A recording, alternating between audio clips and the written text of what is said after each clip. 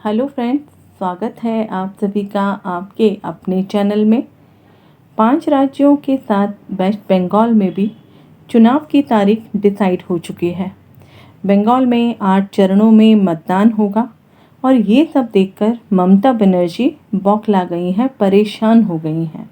आखिर क्यों बौखला गई हैं ममता बनर्जी? किसी भी राज्य में इलेक्शन चाहे 1 चरण में हो या फिर 8 चरणों में हो, इसका इम्पैक्ट पार्टी या फिर कैंडिडेट पर पड़ता ही है। ऐसे में ममता बनर्जी और उनकी टीएमसी पार्टी पर इसका बहुत ज़्यादा प्रभाव पड़ेगा। बंगाल में लोकल इलेक्शन हुए और जिस हिसाब से लोकसभा में मतदान हुआ था, उसमें वेस्ट बंगाल में सबसे ज़्यादा हालात ख़राब रहे। सबसे ज़्यादा वायलेंस वहीं देखने को मिली। सेंट्रल फोर्स की तादाद भी वहाँ ज़्यादा देखने को मिली है। मैंने अपनी पिछली कई वीडियोज़ में भी कहा था कि वेस्ट बंगाल में आर्मी का रोल सामने आएगा। 294 सीट के लिए इलेक्शन होने हैं वहाँ पर और पोलिंग बूथ की संख्या भी इस समय पहले से ज़्यादा बढ़ा दी गई है, क्योंकि जो हालात वहाँ के हैं उन्हें देखते हुए ऐसा करना बहुत ज़्यादा ज़रूरी था। अब इन हालात को देखते हुए ममता बनर्जी के लिए, उनकी पार्टी के लिए बहुत बड़ी चुनौती का समय है, क्योंकि जो दबाव पब्लिक पर पहले टीएमसी पार्टी डालती थी अपने वोट के लिए, अब वो सब होना लगभग ना के बराबर है। अब जो भी होगा वो पब्लिक के अपने अधिकार को देखते हुए पब्लिक खुद डिसीज़न लेगी। पब्लिक वही करेगी जो उन्हें सही लगेगा। इस बार ये इलेक्शन बहुत ज़्यादा खास होने वाले हैं। कांटे की टक्कर है बीजेपी और टीएमसी पार्टी के बीच। सबसे ज़्यादा वोटिंग वेस्ट बंगाल में ही होती है, इसलिए ममता बनर्जी और टीएमसी पार्टी के कैंडिडेट्स की परेशानी बढ़ती हुई दिखाई दे रही है। बीजेपी भी अपना पूरा जोर लगा रही है वहाँ पर अपना शासन जमाने में, और टीएमसी भी पूरा जोर लगा रही है खुद को संभालने के लिए, अपने अधिकार के लिए। इसलिए दोनों ही पार्टी के लिए कठिन परिस्थिति है। वहाँ की पब्लिक भी वर्तमान सरकार के रास्ते बाहर निकलना चाहती है। जैसा कि आप लोगों के कमेंट्स आते हैं कि आने वाले समय में किस पार्टी का रोल सामने आएगा, किस पार्टी का शासन वेस्ट बंगाल में होगा, तो इसके लिए सबसे पहले हमें अमित शाह जी की कुंडली का विश्लेषण करना होगा। कन्या लग्न की इनकी कुंडली है और इस समय राहु में मंगल का पीरियड है, जो नवंबर 2021 तक रहने वाला है। 9 मार्च तक गुरु का प्रत्यंतर रहेगा, उसके बाद शनि का प्रत्यंतर आ जाएगा, जो 9 मई 2021 तक रहेगा। राहु मंगल का पीरियड अमित शाह जी के लिए बहुत चैलेंजिंग रहा, स्पेशली वेस्ट बंगाल के लिए। लेकिन शनि का प्रत्यंतर आते ही अमित शाह जी पूरे जोर शोर के साथ वेस्ट बंगाल में उभर कर सामने आएंगे। इनका नेटल शनि 6th हाउस में स्वराशि है वक्री अवस्था में, जिस पर 12th हाउस से 9th और 2nd लॉर्ड शुक्र का एस्पेक्ट है। इस शुक्र का सूर्य के साथ राशि परिवर्तन भी है, जो सूर्य की नीच राशि का जो प्रभाव है उसको खत्म कर रहा है। सूर्य जो सरकार को, सत्ता को रिप्रेजेंट करता है, ऐसे में शनि का सूर्य और राहु से त्रिकोण संबंध बनाना और नवांश में शुक्र, शनि और सूर्य का कंजंक्शन 6th हाउस में वृश्चिक राशि में बनना फिर से 6th हाउस को एक्टिव कर रहा है, और शनि का प्रत्यंतर भी आने वाला है। तो ऐसे समय में अमित शाह जी का समय बहुत अच्छा साबित होगा। 6th हाउस का शनि है स्वराशि होकर, जो शत्रु पर विजय को भी शो करता है, किसी भी तरह के कंपटीशन में सक्सेस को शो करता है। गोचर में अभी 5th हाउस में स्वराशि शनि गुरु के साथ भी हैं, जिस पर अष्टमेश मंगल का एस्पेक्ट है, और मंगल की अभी अंतर्दशा भी चल रही है। ये मंगल 3rd लॉर्ड भी है। मुंडेन एस्ट्रोलॉजी में 5th हाउस राजसत्ता का भाव भी माना जाता है।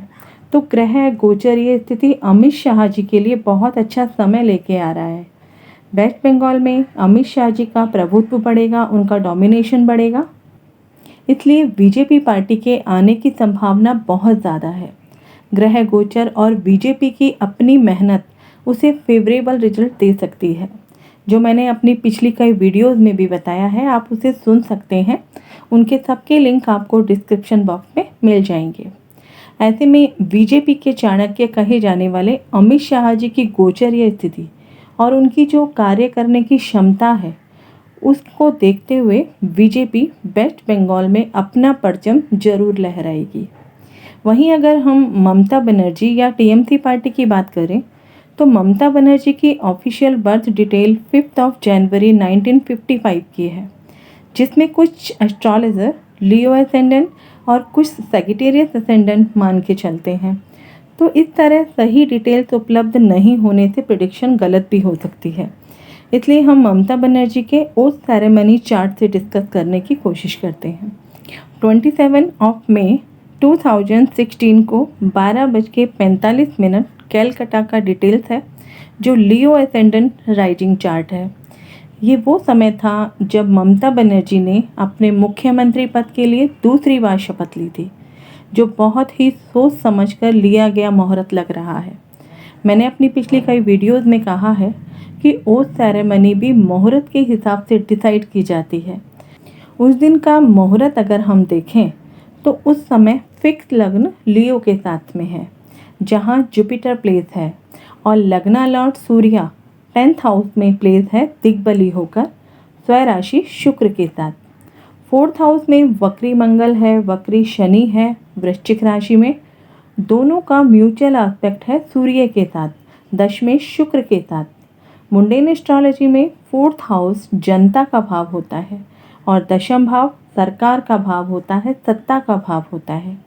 ऐसे में 4th हाउस में 2 वक्री और मेलेफिक प्लैनेट का होना जनता में परेशानी को शो करता है, जनता की सुख सुविधाओं में कमी को शो करता है। 6th हाउस में चंद्रमा केंद्रुम में है, जो इस चार्ट का सबसे माइनस पॉइंट है। उस समय टीएमसी पार्टी को सबसे ज़्यादा सीट मिली थी और बीजेपी को बहुत ही कम सीट मिली थी। उसके बाद से ही बीजेपी लगातार वेस्ट बंगाल में अपनी स्ट्रॉन्ग छवि बनाने की कोशिश में लगी हुई थी। वर्तमान गोचरीय स्थिति ओथ सेरेमनी चार्ट में अगर हम लग्न और चंद्रमा दोनों से देखें तो ये समय ममता बनर्जी के लिए अच्छा समय नहीं कहा जा सकता।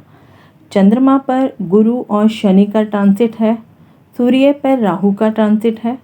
ये जो ट्राइन का एस्पेक्ट बन रहा है, ये कहीं ना कहीं टीएमसी पार्टी के लिए परेशानी का समय हो सकता है। लेकिन 5 अप्रैल को जैसे ही गुरु शिफ्ट होकर 7th हाउस में ट्रांसिट करेंगे कुंभ राशि में, तो वहाँ से गुरु लग्न के नेटल गुरु को एस्पेक्ट करेंगे, राहु को एस्पेक्ट करेंगे। तो ये समय टीएमसी के लिए कुछ राहत का, कुछ रिलीफ का समय हो सकता है। मैंने पहले भी कहा है कि ये इलेक्शन बराबरी का है, कांटे की टक्कर का है। अपनी रेपुटेशन को बनाने के लिए टीएमसी कुछ ना कुछ हिडन प्लानिंग जरूर करेगी। वहीं अगर हम टीएमसी तृणमूल कांग्रेस पार्टी के हॉरोस्कोप की बात करें तो मीन लग्न राइजिंग साइन है, लग्न में ही शनि है, लग्ना लॉर्ड जुपिटर और शनि दोनों में राशि परिवर्तन भी है। 11th हाउस में 4 ग्रहों का कंजंक्शन है, 5th lord moon, 9th lord Mars, lagna lord 10th lord Jupiter and 3rd lord 8th lord Venus, जो पार्टी की सफलता को शो करता है। वर्तमान परिस्थिति में गोचरीय स्थिति जैसी बनी हुई है, उसमें कहीं ना कहीं जुपिटर की बेटर प्लेसमेंट पार्टी को ब्लेस कर रही है, प्रोटेक्ट कर रही है। वहीं सैटर्न की प्लेसमेंट जो है वो इस पार्टी के लिए चिंताजनक बनी हुई है। इस समय यानी इलेक्शन के समय टीएमसी की राहु की दशा में शुक्र की अंतर्दशा और जुपिटर की प्रत्यंतर दशा है, जो जनवरी 2021 से जून 2021 तक रहेगी। राहु कुंडली के 6th हाउस में है सिंह राशि में, और शुक्र वक्री होकर 11th हाउस में है 3 अन्य ग्रहों के साथ। दोनों षडाष्टक की स्थिति में हैं, 6-8 एक्सिस में है, जो बहुत अच्छी स्थिति पार्टी के लिए नहीं है।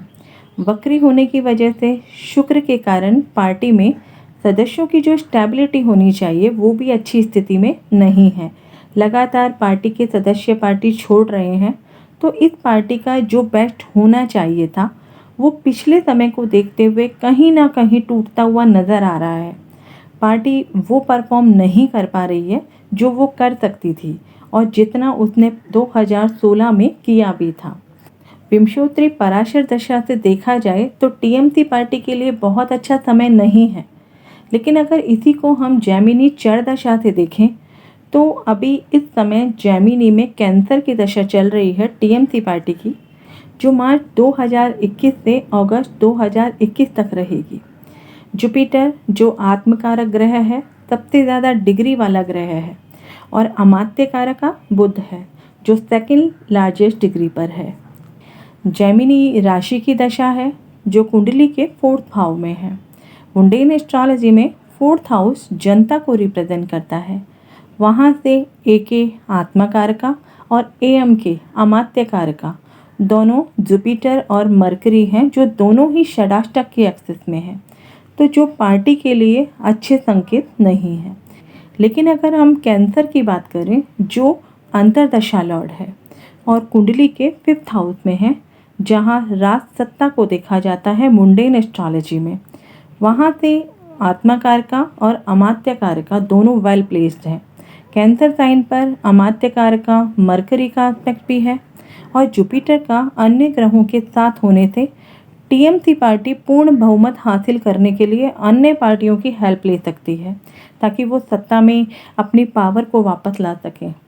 तो फाइनली निष्कर्ष जो रहेगा, वेस्ट बंगाल में बीजेपी का रोल ज़्यादा रहने वाला है। जीत का सेहरा बीजेपी के पक्ष में ज़्यादा जाता नज़र आ रहा है, क्योंकि अमित शाह जी की कुंडली में शनि पावरफुल है, और टीएमसी पार्टी का जो शनि है वो चिंताजनक बना हुआ है, और गोचर का स्वराशि शनि ज़्यादा पावरफुल है न्याय के लिए। लेकिन वहीं टीएमसी पार्टी को जुपिटर सपोर्ट कर रहे हैं, इसलिए टीएमसी को कम आंकना भी एक बड़ी भूल कही जा सकती है। अगर ममता बनर्जी किसी भी तरह सत्ता में वापस आ भी जाती हैं, तो वो सरकार को चलाने में सक्षम नहीं हो पाएंगी जितनी उम्मीद की जाएगी, क्योंकि इस समय वो राजयोग टीएमसी के नहीं बन रहे हैं जो उन्हें दोबारा सत्ता में ला सकें। मैंने अपनी पिछली कई वीडियोस में बताया है कि बीजेपी का रोल और कितनी सीट के आने की उम्मीद बीजेपी की है। अभी और भी बहुत कुछ बाकी है जो हम अगली वीडियो में कवर अप करने की कोशिश करेंगे। आशा करती हूँ ज्योतिष के दृष्टिकोण से आपको ये वीडियो ज़रूर पसंद आया होगा। लेकिन इतना ज़रूर है, वेस्ट बंगाल में बदलाव की स्थिति ज़रूर बनेगी। आने वाले समय में वेस्ट बंगाल डेवलपमेंट के क्षेत्र में एक स्ट्रॉन्ग राष्ट्र बनने की तरफ जाने वाला है, सिक्योर राष्ट्र बनने वाला है। परिवर्तन की लहर पश्चिम बंगाल में आने वाली है। आप सभी अपना ध्यान रखें, स्वस्थ रहें, सुरक्षित रहें। जय हिंद, जय भारत।